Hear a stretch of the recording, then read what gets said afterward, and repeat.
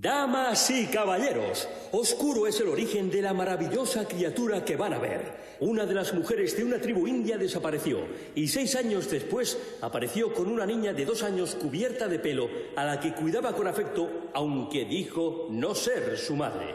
También dijo que la había raptado otra tribu enemiga, pero allí no había ni una sola persona a cientos de millas. Sin embargo, sí multitud de monos, babuinos y osos. Damas y caballeros, ante sus ojos, Julia Pastrana, la mujer babuina. Esta era Julia Pastrana. Nació en México en 1834 con una enfermedad rara que le hacía tener pelo por todo el cuerpo y un pronunciadísimo prognatismo. Hablaba 3 idiomas, cantaba, bailaba, tocaba la guitarra, la armónica y hasta hizo acrobacias a caballo. Fue una de las mujeres más famosas de su tiempo, aunque no solo, ya veréis. El mismo Darwin se interesó por ella y la citó en una de sus obras. Apareció en novelas de la época, le dedicaron poemas a su nombre y en pleno siglo XX apareció en programas de radio y hasta hay una película basada en su historia. Su condición física la llevó por todo el mundo, donde se exhibió con todos esos calificativos, entre ellos también como la mujer más fea del mundo. Esta es su historia. La vida pública de Julia Pastrana comienza cuando tiene 20 años. Abandona su trabajo de sirvienta en Sinaloa para buscar fortuna y en el camino se cruza con un americano que al verla le ofrece exhibirse por dinero en Estados Unidos. Acepta y ese año fue Nueva York el primer lugar en el que lo hizo. Y comenzó así la atracción no solo por parte del público general, sino también por parte de los hombres de la ciencia y de la medicina del momento. En menos de 3 años, Julia cambió hasta 3 veces de manager y recorrió grandes ciudades de Estados Unidos y Canadá. La gente acudía en masa a ver lo que los hombres de la ciencia certificaron como una especie diferente o un híbrido entre humano y mono. Antes de que os estalle el cerebro, en este momento el imaginario pseudocientífico todavía daba por bueno que en Borneo y Sumatra los orangutanes raptaban y poseían a las indígenas de las que nacían híbridos. En 1857, y ya con el señor Lent, el que sería el hombre de su vida como manager, llegan a Europa. El primer lugar en el que se muestra es Londres, con el calificativo de la no descrita, que era un término muy utilizado en el momento para describir monstruos de ultramar y animales extraños. Bueno, en Londres fue la sensación durante 6 meses.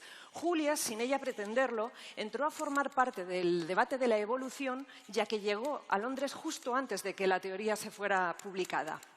En este momento, estamos en la época victoriana, la moralidad, las ciencias naturales, el folclore, la medicina, todo está muy entremezclado y los científicos estaban muy interesados en el estudio de las monstruosidades, los abortos, los seres deformes, porque creían que de esa forma conocerían cuál era la naturaleza de las especies. Y el término de eslabón perdido era recurrente cada vez que aparecía una criatura digna de ocupar ese espacio, que fue precisamente lo que le ocurrió a Julia. En esos 6 meses la vieron hombres de ciencia, por ejemplo, la vio el mismo médico que encontró y cuidó al hombre elefante. Fueron después, con el mismo éxito, al continente, aunque aquí empiezan a tener ya algunos problemas con este tipo de espectáculos y las autoridades. Por ejemplo, en una ciudad alemana, en donde le habían escrito exprofeso para ella una obra para un gran teatro, el día del estreno había policía secreta entre el público y a la segunda función consiguieron que se suspendiera por obsceno. Los obstetras que vieron el espectáculo dijeron que si las mujeres embarazadas veían eso, abortarían o, todavía peor, tendrían hijos iguales a Julia. De este paso por el continente, 2 hechos destacados. Por un lado, su matrimonio con el señor Lent, su manager, y por otro, nuevos documentos que nos siguen hablando de cómo era Julia, documentos científicos, pero también una entrevista, la única que se conserva en una revista, con declaraciones personales de Julia. Dice, entre otras cosas, que es una mujer feliz y que ha sido pedida hasta en 20 ocasiones en matrimonio, pero que ha dicho siempre que no porque no eran suficientemente ricos. En el 59 llegó a Rusia, con el mismo éxito de siempre, se muestra en Moscú. Y este año se queda embarazada. Al año siguiente, rodeada de los mejores ginecólogos del momento, da a luz un niño con su misma enfermedad que fallece a las 5 horas.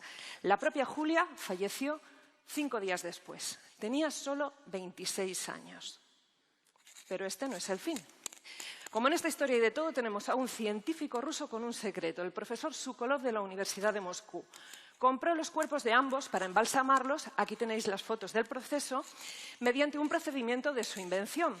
Y digo secreto porque tan espectacular fue el resultado, esta ya es Julia embalsamada, no viva, que decidió no publicarlo tal y como había quedado con el editor de The Lancet, que ya había publicado otras cosas de Julia.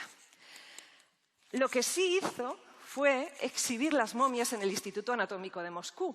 Y se vuelve a repetir el éxito de público de siempre, lo que hace que el señor Lent entre de nuevo al juego y, después de un pequeño litigio, recompre al profesor las momias para seguir exhibiéndolas. Lo que hizo, como estáis viendo aquí.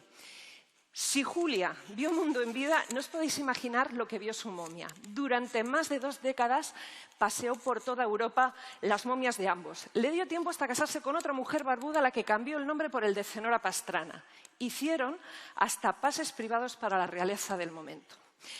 En 1884, Lent fallece, Zenora hereda la fortuna, entre ellas las momias, que vende, y durante un tiempo las momias cambian de mano, pero se siguen exhibiendo en circos ambulantes o también en exposiciones antropológicas.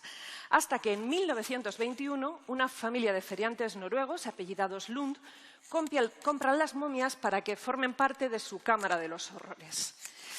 Como ya os he dicho que en esta historia no falta de nada, también aparecen los nazis, que en 1943 prohíben a los Lund la exhibición de la momia de Julia Pastrana, pero les convencen de que se mantenga con el compromiso de que lo recaudado irá destinado al tesoro del Tercer Reich. En 1969, y más de 100 años después, Julia vuelve a las portadas de los periódicos. ¿Por qué?